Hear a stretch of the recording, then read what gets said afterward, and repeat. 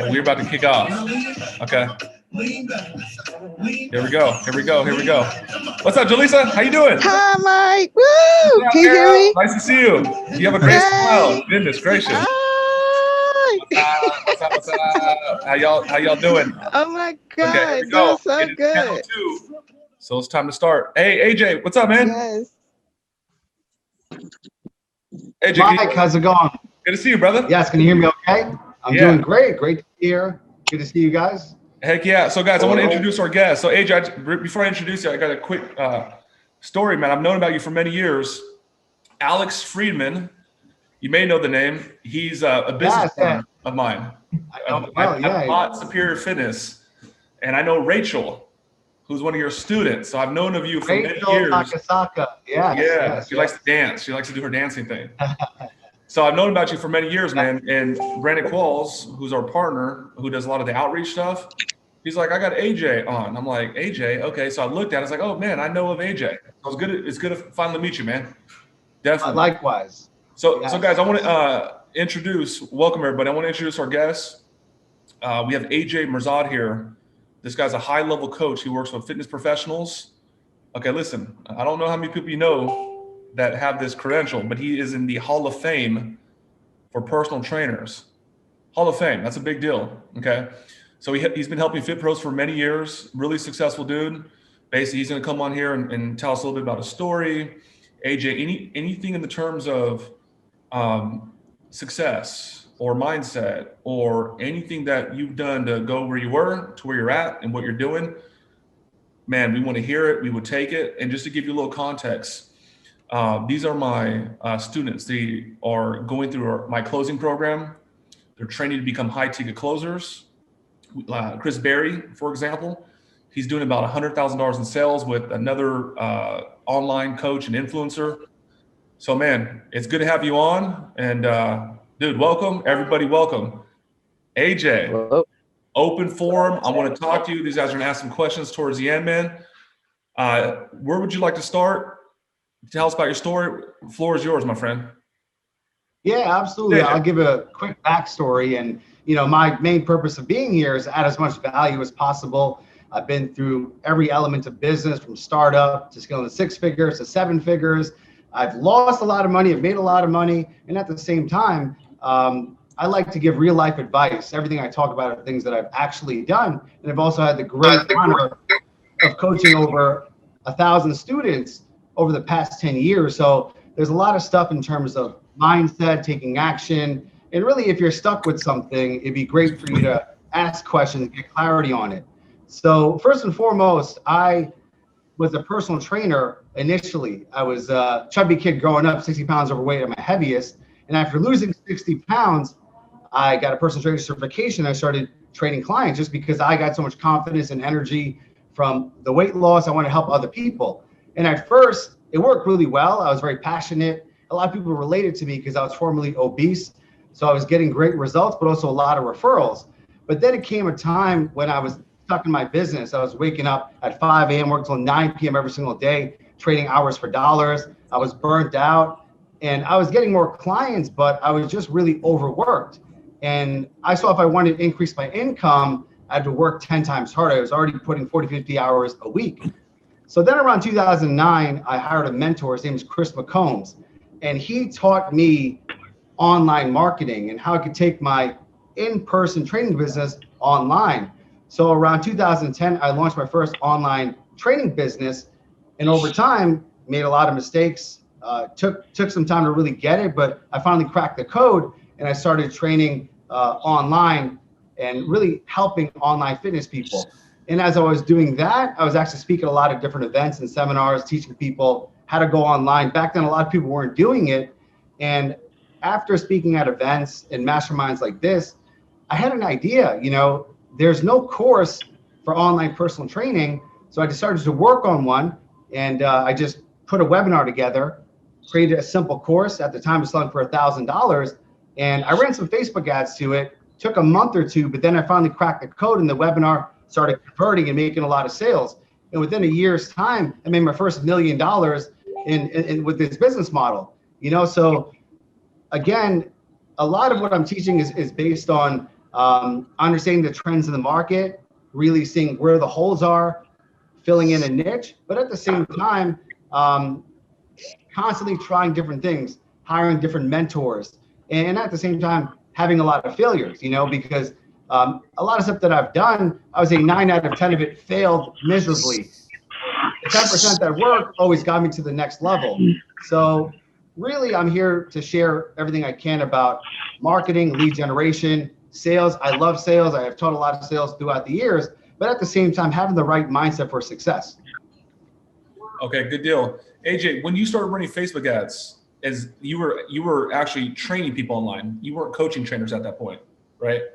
Oh no, initially just for my fitness business, I was running Facebook ads. Yes. I got you. What year was that, or what years were those? That was, I would say 2011 is when I first started, and then I got it by 2012.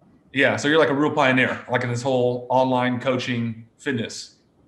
Yes. Oh, yeah, definitely.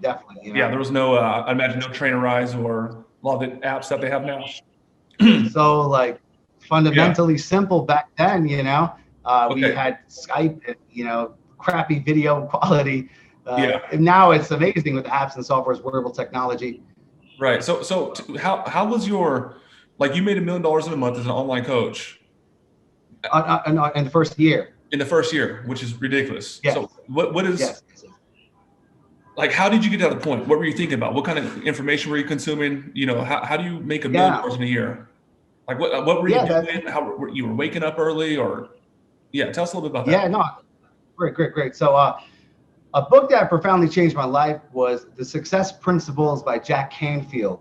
And it's a really thick, long read, but that book has so much powerful wisdom and knowledge. Jack Cainfield, he's a best-selling author, and he really took everything he learned and wrote it in a book with actionable steps.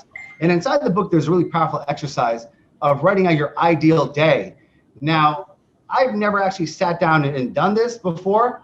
And around 2010, I basically wrote out my ideal day from morning to night. What time I like to wake up, the house I want to live in, the car I want to drive, the experiences I want to have, the money I want to make, everything in explicit detail, and also wrote it in the present moment. And by doing that exercise, it gave me a powerful vision, a why, but most importantly, a specific target to hit.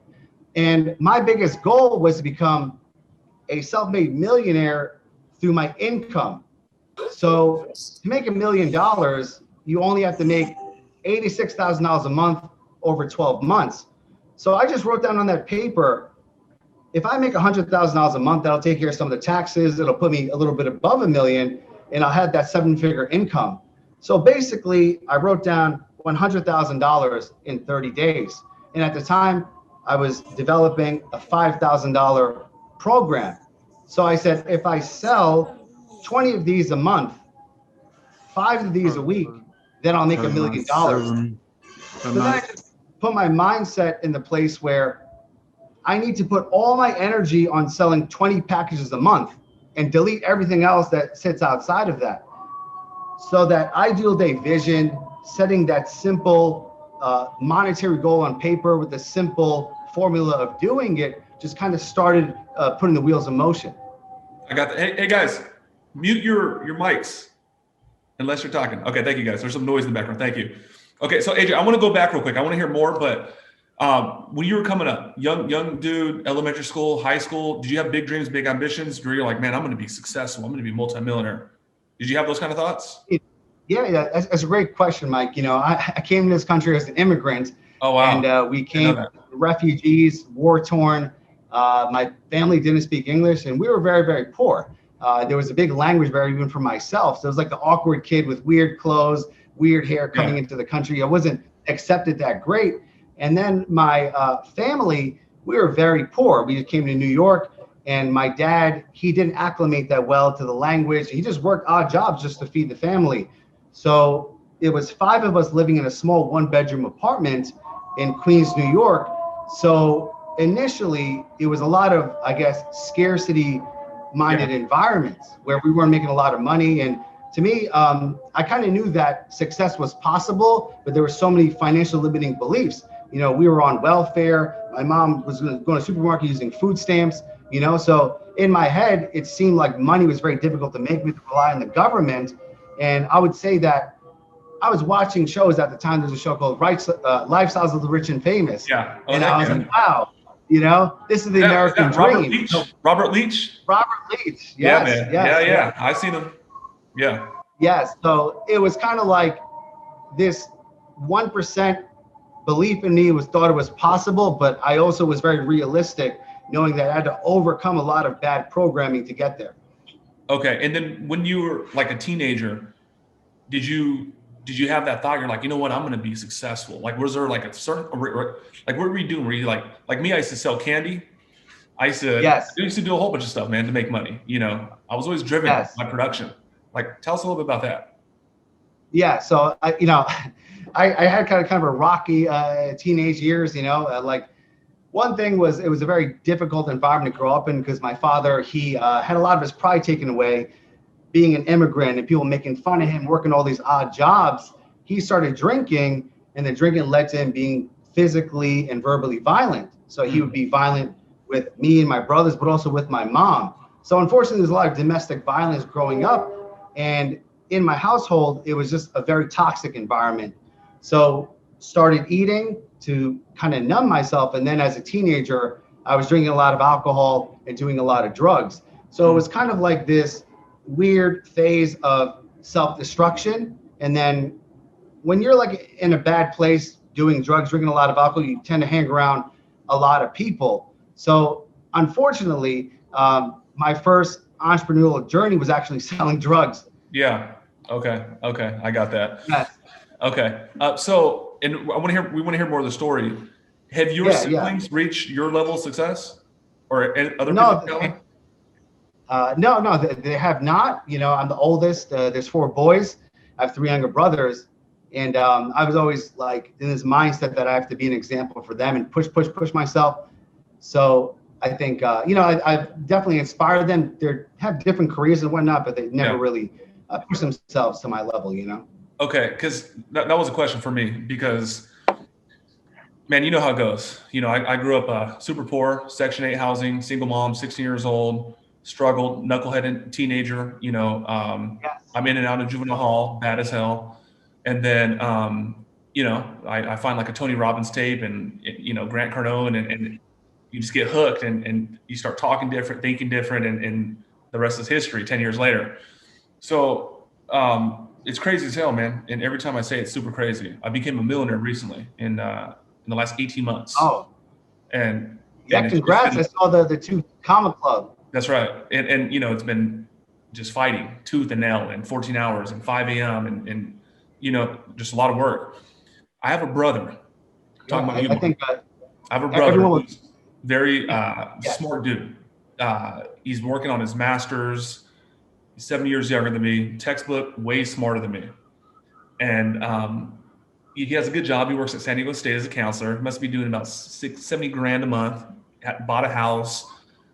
And I just look at him and I'm like, dude, like we can touch more. You can touch more people. You can influence more people, man. You can make more money. Like that $70,000, we can add a 0 to that or another 0. And I'm just looking at my brother, like, I'm like, dude, this dude's so brilliant.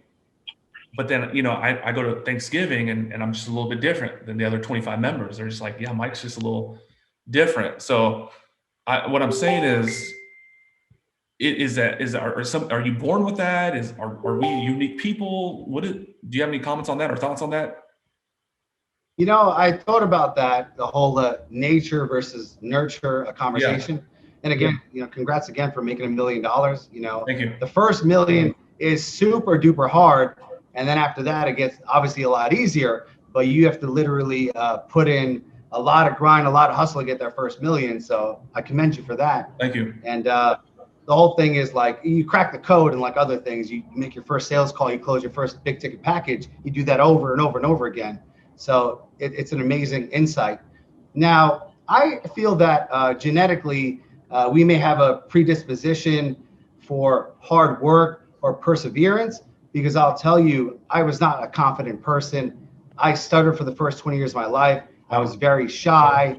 I was very awkward, and to be where I am now, and I host seminars, all around the world, I do a lot of public speaking. I have a podcast. I put myself out there in a lot of ways. It wasn't born like that. So I feel like you could create a new identity that encompasses the wealth mindset, investing in yourself, doing hard work, adding value, becoming a better communicator, becoming a better salesman. I was 60 pounds overweight, addicted to drugs. I had to get myself into shape, sober up. So you could have this default programming. And I think the one skill that you need is just grit and perseverance, because I had to go through a lot of stuff to recreate myself. But the one genetic thing that I had that my brothers didn't have was never giving up. Yeah. Never giving up. Okay. I got that. Okay. So you had a lot of success, a year out the gate as an online coach, training clients, $1 million, huge feat. What happens after that? Yeah, at that point, I gained a lot of confidence. And at the same time, I saw a big hole in the marketplace of helping more personal trainers grow their online fitness businesses. So basically, I realized, okay, my niche is personal trainers, and I have a course to build an online coaching program. Now, my main goal is to figure out different branches to increase more sales and to get more people and to create a better program over time. So the thing that helped me the most was doing my first live event, because at the time, it wasn't like an overnight success where I did one webinar and it exploded. Yeah. I was doing webinars for like a year. I was constantly tweaking and testing until I cracked the code. But once I cracked the code with the webinar, I said, all right, this is one-to-many sales over the computer. Now, if I could understand one-to-many sales in person, I could fill up a live event and sell the same exact program to the same exact niche of people. Mm-hmm. And that was like the big game changer of like pushing myself to start doing live events and getting myself in front of people, selling one-to-many, because I feel like there's a progression with sales. Let's say as a personal trainer, I was selling one-to-one in person. 90% of the time, if someone gets off their ass and they sit in front of you, you're going to close the sale. It's fairly easy. Then when you get them on the phone, it's a much harder thing, especially if you don't have a proper warm-up system. You have to use mental gymnastics to really make a person see the value, overcome their pain, and take a risk in investing in you where they never met you over the phone. Yeah. And then the next level of that, going from one-to-one, is one-to-many, selling to a group. And I found that has been the biggest challenge. At the same time, it's the biggest reward. And I find that people that are the wealthiest, they're the best communicators, and they have the ability to sell to the masses one-to-many in a very powerful way. Yeah, Russell Brunson comes to mind. Oh, yeah. He's the king of that. Yeah. We had Alex Hormozi on 2 weeks ago. Oh, he's a good friend. Yeah, I love Alex. Yeah, really good guy. Yeah. So how long has it been now since you've been doing the coaching stuff versus the training stuff? Well, I basically had 2 businesses in the early 2010s, online fitness coaching, and then I just started working with personal trainers. And then the business coaching, the income was so high, and the time-consuming element was really, obviously if I could do a seminar, I could do more events, it was faster and easier to grow. And I also kind of lost my passion of working with the general public. I enjoyed working more with business owners. So I phased out of the online fitness coaching and went all in with the online business coaching. And that was probably one of the best things I ever did, because I realized I like working a lot more with entrepreneurs than people needing to lose 20 pounds. When did you make the switch? Like what was the year? The year was 2013. I was making good money and I wanted to expose myself around high-level thinkers. And I was listening to this podcast called I Love Marketing. Phenomenal podcast, teaches you all about marketing, direct response marketing, which is the most important marketing you need online. And the creator of the podcast, his name is Joe Polish. He has a mastermind called the Genius Network. The OG, yes. Yeah. It's called the 25K group, meaning you have to pay $25,000 to be a member, but the members in there are millionaires, people with $100 million businesses and billionaires.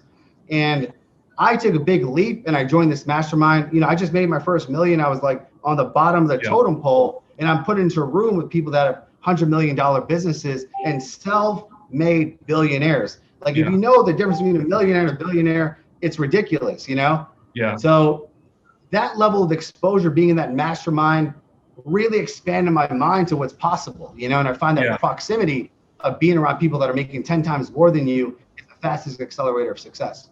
Yeah, you know, I'm thinking, so I've known Alex for many years. He's one of my closest friends. He's family to me. So I remember 6 years ago, I'm from San Diego, he's in LA, and we would talk at like 8 to 9 o'clock, and we talk about success and what we're going to do and what we're going to become, and you know, this new book, and we just talk every night. My wife's like, who's this random dude you talk to every night instead of hanging out with me? And I remember he invested into a $20,000 mastermind. This is about almost I'd say about 4 years ago. I thought he was out his damn mind. I was like, this dude is, I'm like 20 grand, bro? You gave a coach 20 grand? But that 20 grand, it blew him up. It literally blew him up. So you, back in the day, the Joe Polish thing, 25K, you know, that's not a lot of money today in terms of high level people. You know, these masterminds are 100,000, 250,000 sometimes, right? Yeah, he raised the price now to 100K group. Yeah, exactly. Yeah. So I paid it's still a lot of money for me. It is a lot of money. Like I said, it's just the moment you gotta write a check for 25K. Yeah, exactly. For the quality. Well, there wasn't a lot of people doing that back in the day, you know? Yeah. So so what I'm doing right now, me personally, I'm kind of paying for access. I'm paying for the line with some of these huge dudes, like huge, you know, like big Sam Ovens type people, right? And it's funny as hell. There's a guy named Shaq. You may know him, Shakir Hussain. Oh, okay. Yes. He turned me on to Joe Polish. So I gave him, yeah, I gave him 25K back in end of September. He told me one thing, man. He told me one thing that has turned into millions of dollars since what would be in March, 5 months ago. And you know, sometimes I think as coaches, people want a magic wand, which is fine. But man, it's just like, for me, I just need that $1 million bar, that $1 million idea. And I'm like, dude, I'm done. I've seen Shaq one time this whole year. I'm good. Like, what was that idea? He restructured my coaching program. He restructured entirely. He introduced me to group coaching and different pricing.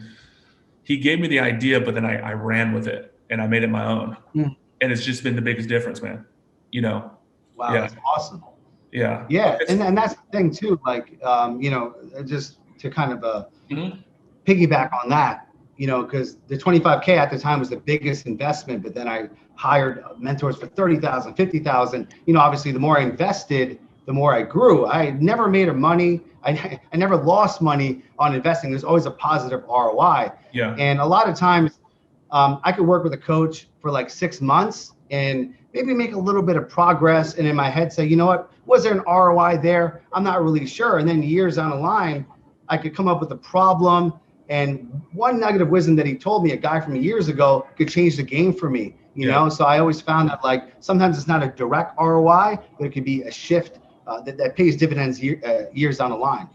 Yeah. Have you, throughout this journey, have you ever just had like a light bulb or a cognition? You're just like, wow, like I'm doing it, like I made it, or I'm making it. You ever have that?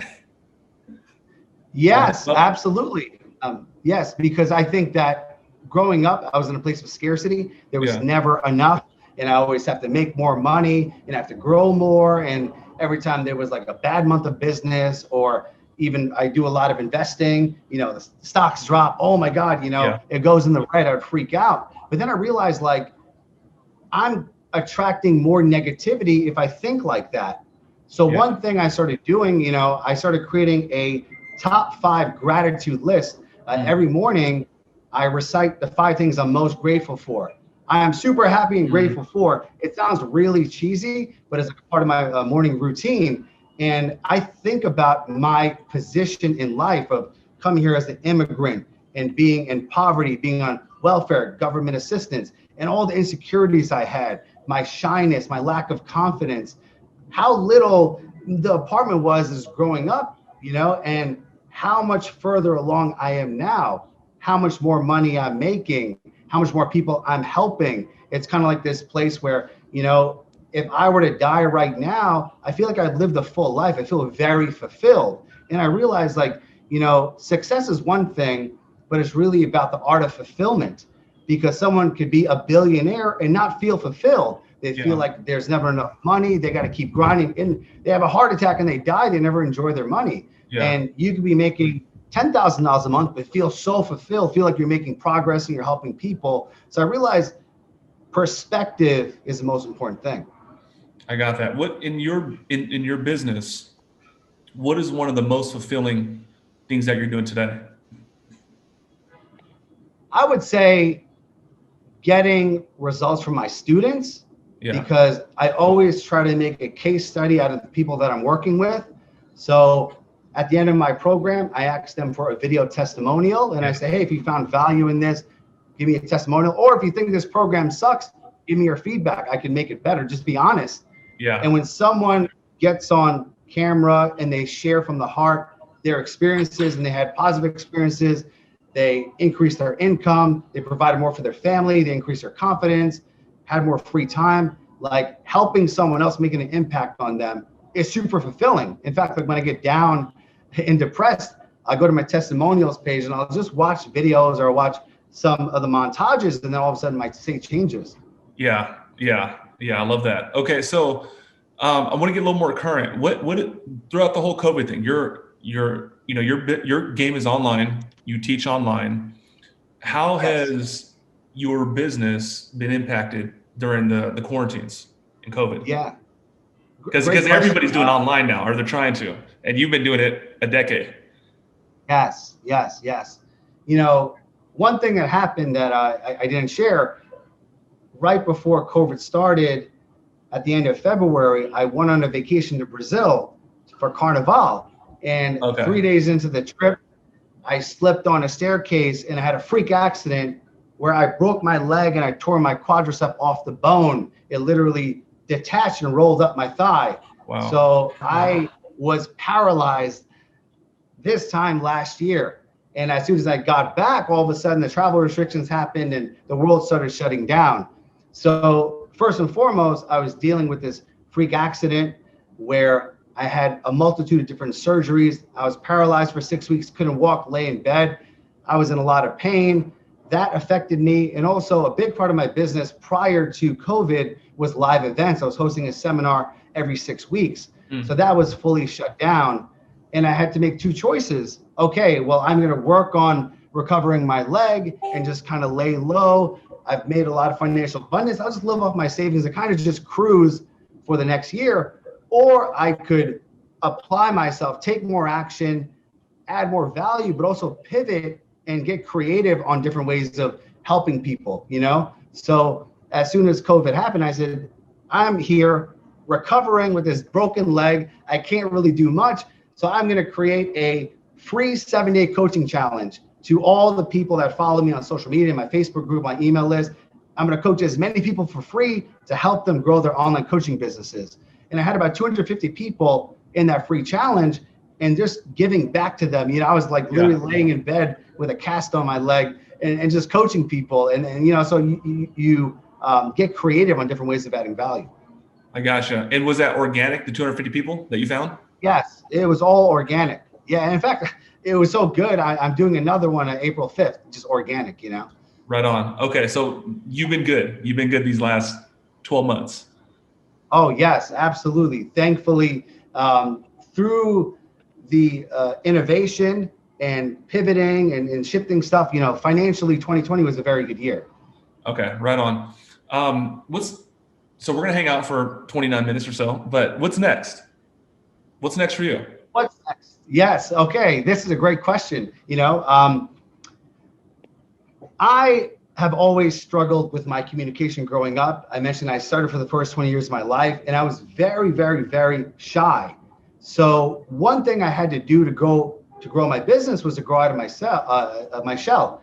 So I joined Toastmasters, which is a free public speaking organization. This was about 10 years ago, and I got over my stutter, gained more confidence, and I started speaking to random people. Toastmasters is a free organization all around the world. You just practice your public speaking in a group of strangers, they critique you, and you get better and better and better. So once I became proficient as a public speaker, I started speaking at other people's events. Then I started hosting my own events.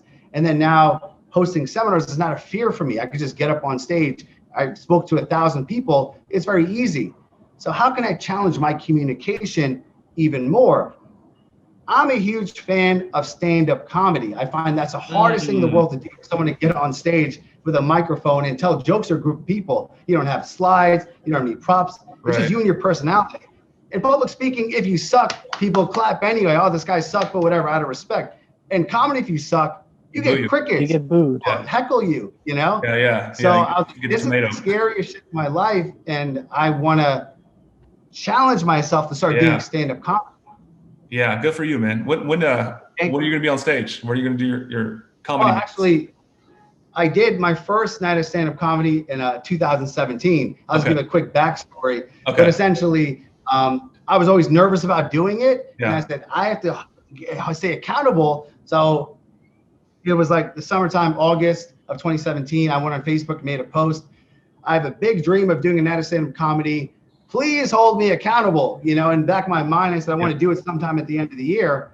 And then people were like, do it, I'll hold you accountable. And then one of my old students DM'd me. I haven't heard from her a very long time. And she's actually an amateur stand-up comedian. And she said, AJ, I want to help you. There's an open mic night in a few weeks.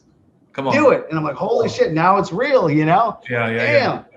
So from that point on, I froze up and I got nervous because I got to be on stage. Now it's really happening. And I was watching a ton of videos on YouTube, Dave Chappelle, Chris Rock, Bill Burr. And I was seeing the science of comedy and I was learning the formula around it. And then I was practicing jokes. So I have WhatsApp and Voxer, and I was sending jokes to my friends. What do you think of this joke? And testing it. Then I would post little videos and jokes on my social media, and I was testing my material. That's one way of getting better. And then I came up with a little bit of a routine. And the hardest thing in comedy is not just getting the jokes and the timing, but the memorization, you know? So I practiced. Finally, I went up to my first open mic night, and I was super nervous sitting. I called my name. It was the weirdest thing in the world. Like the moment I went up there, I just calmed down and I just lost my train of thought. I was so present.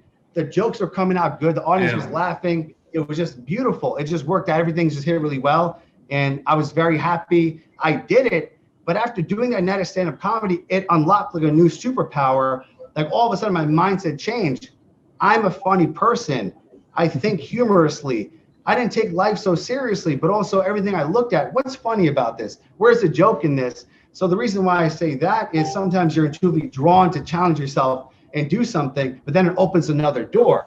So for me, the comedy opened up my door of creating more content that is infotainment, because then I started doing videos that were funny and entertaining. So still teaching marketing and sales, but adding humor, personality, and engaging people in a different way.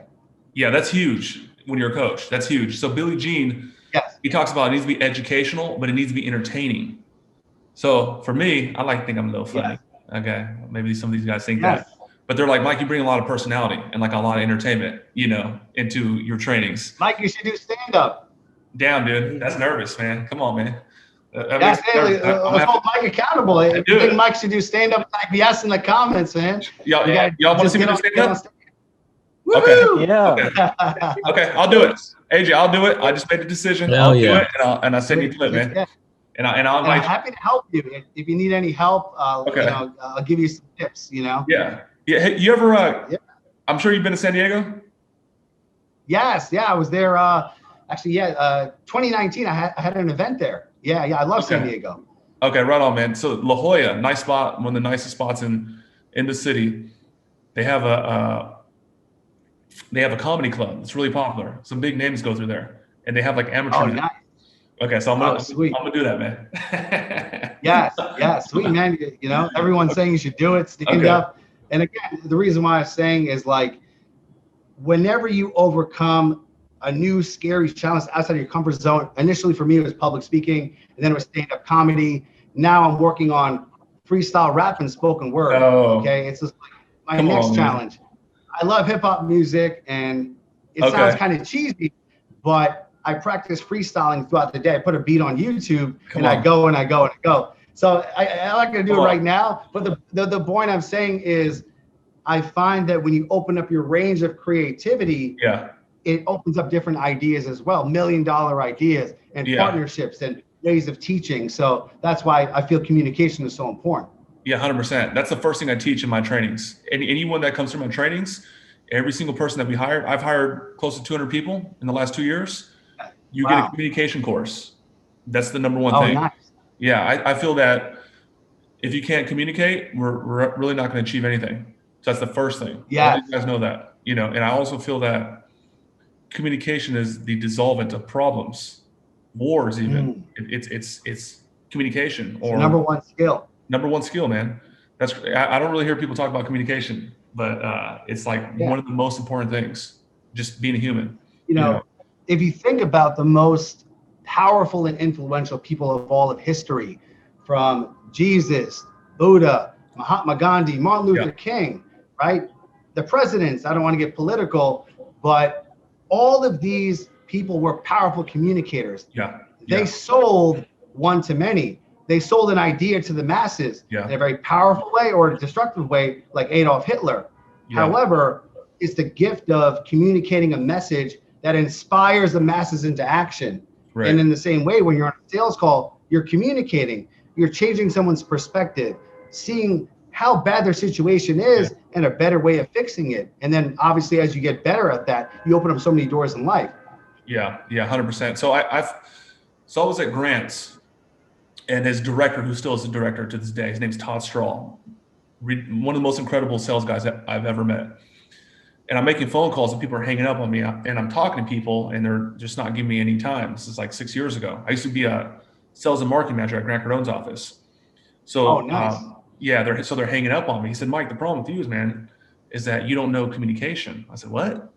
He's like, you're showing up on the phone. You're smiling and they're sending you frowns. They're not duplicating. And the problem with you is you don't have that mental image that you can help them. And you have it, but you're not giving it to them. So what I was teaching with these guys is like, if they don't close, you're simply not giving them, like, you have a Bentley behind you. You have a damn, AMG behind you. They think you have like a 1988 Honda. They don't have that image. So you're not giving it to them. They're not seeing it, receiving it, duplicating it. And they're like, oh, smiley face. Let's do the deal. So communication is huge. Real quick, random, man. Who's top 5 rappers all time, dead or alive? Who's on your list? Easy question. Number 1, Biggie Smalls. Come on, man. I just watched the Netflix documentary on Biggie. Highly recommend it. Powerful, phenomenal. 2, Tupac, you know. Number 3, Nas. Number 4, Kendrick Lamar, as a modern day lyricist, very, very impressive. And the 5th award goes to, there's a rapper in New York that was killed. His name is Big L. And he has a few videos on YouTube. If you want to see an amazing lyricist, listen to Big L on YouTube and be blown away. I love that. Quick question for you. I love you, but how did you not put Eminem in your top 5? He's from New York, man. Come on. He's from the Northeast. You're right.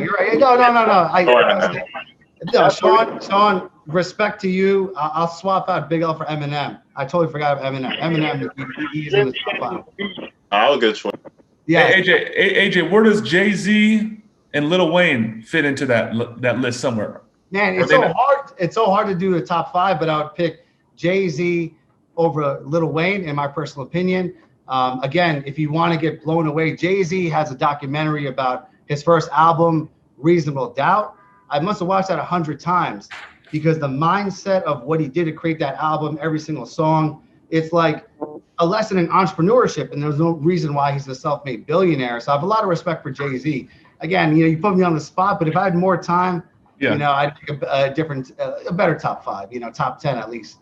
Okay, so you referenced a couple of documentaries. Do you see things in life, whether it's movies or situations that kind of like you get like a lesson from? Like you Absolutely. Can you talk I get a lesson from everything. Yeah. I think in life, we have the ability of constantly changing our perspective. And if you look at life like this amazing lesson in a gift, I call it the school of life. I wake up in the morning and I have 24 hours of just looking at everything and getting the lesson from it. What's funny about this? What's fascinating about this?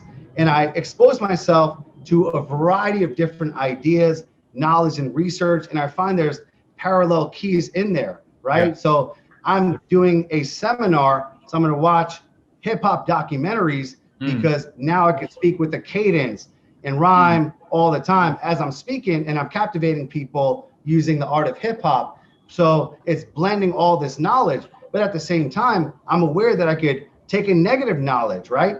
I don't watch porn. I practice NoFap. That's detrimental. I don't listen to negative gossip. I don't watch TMZ, because in the same way, all of these ideas are embedded in my head. I don't watch the news. I've not watched the news in years. If someone is negative on Facebook, I block them. So I'm just very wary with what I'm putting into my mind. And as I'm putting good, positive, enriching things, I have beautiful, elegant ideas. Yeah. I love that. Okay, guys. AJ, thank you. Guys, you have some questions for AJ? Chris, I saw your hand. Go to raise your hand, guys. I'm asking more questions. But Chris, what you got? Hey, AJ. So I know you're a successful guy. What I didn't hear is some of the pitfalls you faced, some of the hardships on the way up to that million. I personally have been hitting some serious brick walls lately, and I'm trying to figure out how to get past them.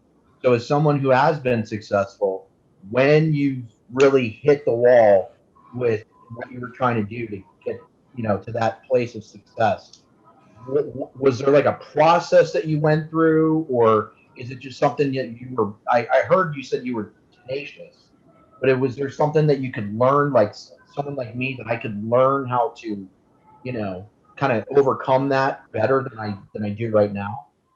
Yeah, absolutely. And thank you for sharing that vulnerably, Chris. It would be great if you give an example. What is the roadblock you're facing right now? So I'm trying to create an agency, and I'm learning from Mike. I thought my first client, and that turned out to be kind of a dead end. They were not who they said they were. They didn't give me what I needed from them, and I feel really defeated. So, the confidence isn't there to go back and I'm totally putting it out there, being kind of vulnerable with everybody here. But, it's really kind of crushed my spirit, and I'm trying to get back and dust myself off and say, okay, let's do this again. But, for someone like you, what did you do when you hit something like that where it really knocked your confidence, knocked your, is this really the right thing to be doing? Should I be, and then people are like, maybe, your family and all these other people start coming in, tell you, maybe you shouldn't do, you know what I'm saying? Like, yes. outside voices hitting you. And how did you deal with that? How did you deal with it? First and foremost, I take responsibility for everything in my life. I am never a victim. I make choices. I let people in. I make decisions.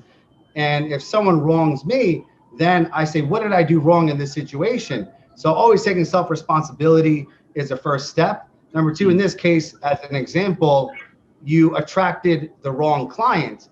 So there could be something that you're doing yourself, because we are a mirror to the people that we attract. And number two, maybe you didn't do a good enough job of creating your ideal client. Just like I wrote my ideal day, you need to write out your ideal client. Who are you for and who are you not for? And when you become crystal clear on who that is, you will never let a bad client like that come in. And you tend to attract the eagles and you repel the chickens, So think about who you are internally, take self-responsibility, and how can you become attractive to the ideal people, but repel the chickens and the people that are just toxic. Awesome. I really appreciate that. By the way, Mac Lethal, check him out. He's completely underrated. Go on YouTube. That guy kills it. Mac Lethal, great. I'm gonna add him to my list. Yeah. Thank you, Chris. Yeah. Hey, Chris. Dante, saw your hand next. Yeah, what's up? Hey, AJ. Hey, Dante. You said about like getting yourself surrounded with some like high level people. like millionaires, billionaires, and all that. You know, I'm not a millionaire, so how do I get myself like surrounded with maybe like higher level people than me per se? It's a great question, you know, because there's two ways of doing it. One is investing your way into it, investing into the proximity, the circles, the conversations. Okay. And the second way is adding value. So starting a relationship with a giving hand. And when I was putting myself out there and sharing my success and, you know, creating all this momentum in the world, a lot of people reached out to me. Hey, can we get some coffee? Hey, can I pick your brain? Hey, I have some problems. You want to hop on a call and help me? Asking for free game, free value, and not wanting to invest. But there were key people that came into my life by adding value to me. There's one guy as an example. He said, hey, you have great videos and I want to help you edit all of them. So let me edit your videos for the next month, see what I could do. And if you want, you could take me on. So he edited my videos in such a powerful way, started off adding a ton of value to me.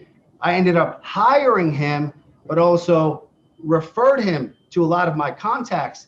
And then during conversations, we're talking about editing and the philosophy of the video. He's asking questions and I'm answering them, you know, but he came into my life with a giving hand.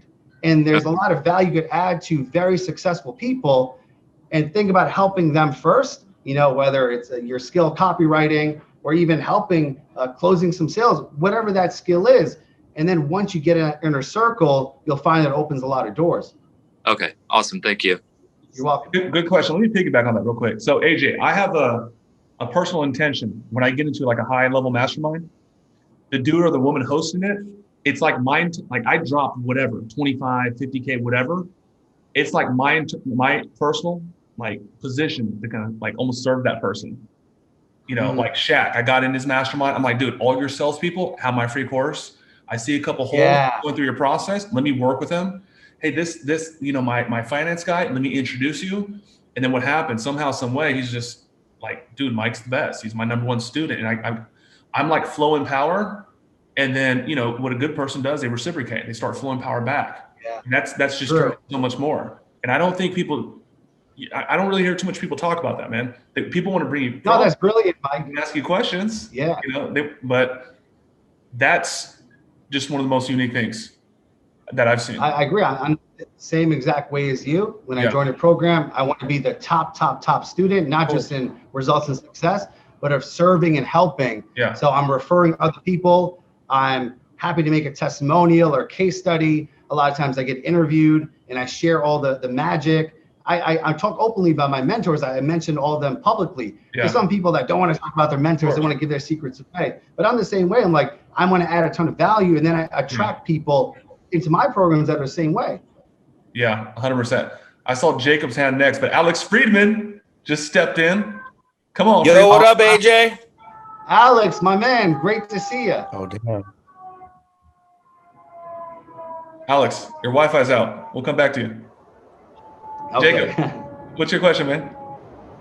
Yeah, AJ, you shared. Oh, I froze. What's up, AJ? Hey, Alex. How you been, bro? I'm good. I'm good. Thank you. Good to see you, man. Yeah, so someone's asking a question, and you asked, so I want to be respectful. Yeah. No, for sure. My connection went out, I think. Oh, okay. Okay, we got to get that going. Okay, Jacob, back to you, my friend. Yeah. So AJ, I love what you touched on there about communication and just it's like cross platform or like how it can apply in so many different areas, you know, and how you talk about how it applies in comedy and leadership and the, you know, in the political realm and all that. I thought that was amazing because that's something that's really interesting. Relationships too, you know, I mean, you have game, you know, that's it, lights out. So So I just want to point that out, but my question was actually on something that you mentioned earlier that also really rang a bell with me. You're talking about success and how it's more about the art of fulfillment. And, you know, I feel like success is one of those things that people always try to define. Like a definition that stuck in my head was from John Wooden, you know, the basketball coach, said it's the art of becoming the greatest version of yourself possible, the self-fulfillment, self-actualization. But you described it as the art of fulfillment. I hadn't heard that before. Wondering how you came across that definition yourself, and then also how you communicate that to people and kind of get the idea across to them as well whenever you're in that situation. Yeah, that's a great question. I call it an art because I find when something is an art, it's a creative endeavor. It's also a perspective. So there's no way to define fulfillment. You define it for yourself. For me, it's progress. If I'm getting better in every area of my life, even if it's by 1%, I am successful. And again, you could have $1 billion in the bank and feel like a failure and be very unfulfilled. And there's a lot of people that are miserable, but you could have $1,000 in the bank and feel like you're making progress and you're improving. And at the end of the day, no one cares, like the outside world. A lot of people want to be successful because they care about what other people think, or they want to please other people. No one gives a shit because everyone's focused on themselves. But if you can wake up every morning and feel fulfilled and feel successful and feel abundant, no matter how much money you have in your bank account, no matter where you live or your material situation, then you are a true success. And I find that most people don't realize this, because when I made $1 million, I bought $1 million mansion. That was one of my biggest expenses. And maybe it was amazing and awesome for the first month of living there. And then after a while, I was like, holy shit, like the feeling went away. And I said, where's the feeling come from? It's not from buying the house. I create the feeling myself. So let me just get high off my own supply all the time and just give my feeling of abundance and fulfillment all the time. So it's an art. Yeah, so it sounds like you're describing it as it's more relative to exactly where you're coming from, and it's all about progress. It's about continuing forward. It's the simplicity of your state of mind. You know, you wake up every morning, you're feeling abundant and fulfillment. You become very attractive. You close more sales. You have more energy. You have more focus and productivity. If I wake up feeling like a failure, if I'm waking up thinking about how much money I'm not making or how much opportunity I'm missing, I'm in a negative mindset. I'm going to attract a lot of negative situations. If I speak to someone, man, you know, it's just tough out there. This whole pandemic really screwed me up, screwed a lot of people up. Money's hard to get. And I just don't feel like I'm making it, you know, and your wish is my command. You say it becomes your reality. Yeah, that's strong. Okay, Jaleesa. Thanks, Jacob. Jaleesa. Can you hear me? We can hear you. Okay. I just want to say, like, to Christopher, and like to piggyback off of like what AJ has been saying, is you have to like be really confident in yourself. Like your inner confidence shoots out. So you have to be like really inner confident. So when you talk to them, it will project out to them, and then they will be like, oh, he's really serious. He's confident about what he's into. You know, like, just know, like, every time you're going to get knocked down, and just know, like, that deceitful phone call you got, that was a lesson. Come on. Now you know, like, that's how it is. Like, okay, I know this voice. I heard it before. You know, like, take like that, put it in the memory bank in your head. So then when it comes back, you be like, oh, I know this. I know what this is, you know? So just be confident in yourself, you know? Everybody ain't gonna, you know, wanna work with you. Some people are, some people ain't. You just gotta be ready for it, you know? Believe in yourself. They don't wanna work with you, that's missing out on them, Yeah, you know? Great advice. Don't chase replay. Yeah, I think that, you know, AJ, I feel like Jaleesa, AJ, and everybody, like your beingness, like the way you look at yourself. I'm a loser. I don't make friends. I don't know. I'm not good with.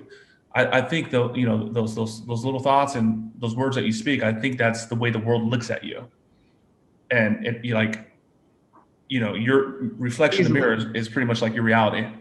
You know, how you perceive yourself in this physical universe. So I think for me, one of the biggest game changers was realizing in psychology, we have like 60,000 thoughts a day. Most of the times our mind is running automatically, and it just, you know, thinking, most times it goes to the negative or what's missing. However, the most successful people have a powerful self-talk. As opposed to letting go automatically, they are saying how they're thinking and how they're feeling and their identity. And that's really the biggest game changer. When you realize how you're talking to yourself throughout the day and you change the dialogue, everything changes. Man, I don't know who gasses themselves more than me. I don't even know how any friend. Like, I fucking gas myself all day. I don't know how my wife can stand me. Oh. It's crazy. It's can I wild. say something? Yeah. Go ahead, Julissa. Also to piggyback off of what AJ just said, with the saying every day, like how you feel, that's how people will see you. Like get in the mirror and be like, I am Of course. loving, I am outstanding, I am the best seller, Yeah. I am the bomb, I am the best person in this city. You know, look at yourself in the mirror and tell yourself that. Be gangster with it. Like let yourself know. So then when people see you, you let them know, you know, you shoot it out, vibrant, let your light shine. I love that. Let them see you. Let them see you without seeing you. Yeah. Okay, Julissa, we got to hang out. We got to link up. Most definitely. Come on now. Definitely. So guys, 3 last questions. Mr. Mahari. Did Alex want to say something or? Alex is working on his Wi-Fi. Oh, okay. Got it. I just wanted to say what's up to you, man. See how you were doing. Oh, great. Good to see you. Last time I saw you was at your mastermind at your house. Yes, of course. I remember. Yeah. And, congrats on your daughter. It was great news that, you know, everything went well at the hospital. Yeah, man, that was last Wednesday was a very it's one of those days, man. But I could imagine. She did great. Kids are resilient, dude. 2 days later she had open heart surgery. It was like nothing happened. It was kind of the scariest thing is that she doesn't know what's going on. So you got to pay attention to her. That was the scariest part, but wow. Beautiful blessing. Yeah. Thank you, man. Appreciate that. I'm going to let everybody talk. I just want to say what's up. Okay, guys, three more things. Nope. No harm. Talk to us, man. Question for AJ. All right. Yeah. So yeah, my question for you was, so I'm big on mindset and stuff like that. So, you know, what kind of personal development do you do? Like whether that's like reading books or watching videos, like what kind of stuff do you do on that? Yeah, that's a great question. I feel like the book that had the biggest shift on me was The Power of Now by Eckhart Tolle. And that one book changed my whole perspective on life, of living in the present moment, but also maximizing this moment. And I find that most of my fears and negativity are just from my ego. I'm just thinking the wrong things. And I find the more present I am, the better I am, the more productive I am. Instead of focusing on how productive I am throughout the day, I focus on how present I am. And by being present, a byproduct of that is higher productivity in my relationship, being present with my girlfriend, being present when I'm meditating, working out. And it's giving me all this energy because all this bullshit bandwidth that's taken up with thinking and the past and the future, it's eliminated. And I'm in the purest form. So I'm open to creativity and ideas. So I love Eckhart Tolle's work, and he has an audio book called Practicing the Power of Now. I've listened to that about 200 times. It's a 1-hour audio book, but it's taking the act of presence into a step-by-step process, and it shows you how to be present throughout the day, and then it really accelerates the growth of everything. Okay, thank you. You're welcome. Come on, Eric, talk to us, man. What's your question? AJ, I appreciate it. You dropped a lot of knowledge, a lot of gems. I just wanted to ask, I don't know if you mentioned before, I came in a little late, I was on a call. I wanted to ask, how do you see, how many hours do you work in a day? And then how do you see your work schedule? Yes, that's a great question. You know, I think one of the biggest things that changed for me is kind of shifting the perspective from work, because before I started my business, I had a 9-to-5 job, and that was work. I hated going to work and following someone else's rules and clocking in and having all these limitations on my life. When I started my business, I said, this is freedom. I get to make my own hours. I get to work the people I want to do the things I want to do. The things that suck, I outsource, I delegate, automate, or eliminate. So shifting my perspective towards work was the first thing. And then at the same time, focusing on leverage. You know, I do 2 things every single day. That's performing and publishing, right? Performing here, I'm connecting with you guys. I have my own podcast. I do Facebook Lives. I do virtual seminars, coaching people, publishing posts. I've written 2 books, podcasts, information products.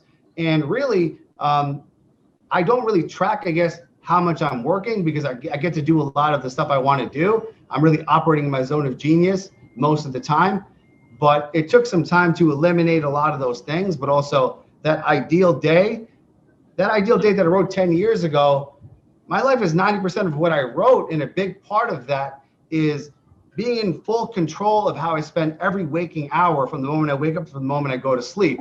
So it doesn't feel like work to me. Love that. I appreciate you. Thank you. Appreciate you too. Okay, we're gonna go to Tyrell, and Miguel will be last. Tyrell, talk to us, man. What's going on, fellas? How y'all doing? Hey, AJ, one of the things that caught my attention is that you said that you grew up in a toxic environment, grew up in scarcity. And what a lot of people don't realize is when you grow up in that type of environment as a kid, that is deeply programmed inside your subconscious mind, which runs our life. You said you had to create a new identity. How did you go about creating a new identity to get past that deep subconscious mind to become the person you are now? Great. I appreciate that. And that's a great question. So identity is the strongest force in all of psychology. You know, I have a master's in psychology, and I always look at what makes the biggest change in the shortest amount of time, and that is changing your identity. So the first few years of recreating myself, I really engulfed in learning everything about identity and shifting that. And I came across this book by a man named Shane Helmsletter. It says, What to Do When You Talk to Yourself. And at the time, it was basically recording tapes of yourself, talking to yourself in a positive, affirmative I am statement. I am wealthy. I am confident. I close 10 sales every single day. I overcome objections like I eat them for breakfast. And it's like you're saying these things to yourself, and then you listen to yourself in the present moment. So I was recording tapes of myself in my peak state and speaking to myself in a 10 out of 10 confident, motivated state. And it was penetrating my subconscious mind, and it was making the changes for me. Now I do this with my students when they're first coming into my program to change their money mindset. There's a phenomenal free app. It's called Think Up. Think Up. And basically it allows you to record a self-talking affirmation, and you add music in the background, a beat that inspires you, electronic music that gets you pumped up, and you're saying this to yourself. And the subconscious mind is 300 times more powerful than the conscious mind. So when you have this powerful self-talk in a peak state, in the present moment, it penetrates through your conscious mind and it starts changing your identity. And I listen to the app when I'm brushing my teeth, or if I'm waiting in line, sometimes when I'm doing in cardio. It's like my own hype man, just like Mike was saying. It's like I'm hyping myself up all the time. Hey, what's that app again, Ma? You said Think Up? Think Up. I'll put it in the chat for you guys. It's a free app, and it's a game changer.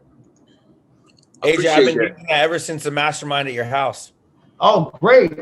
I'm glad you're an action taker, Alex. Yes, sir. Yeah, it's great. Last question, man. A day. Mr. Fedorov. Right, I'm on now. Yeah, you can see me. Yeah, I just wanted to kind of talk about that whole staying in the moment, that present now. That one AJ was talking about, the book by Eckhart Tolle. That's one of my major beliefs and whatnot. So it's really cool to see that kind of combined with that productivity mindset at the same time.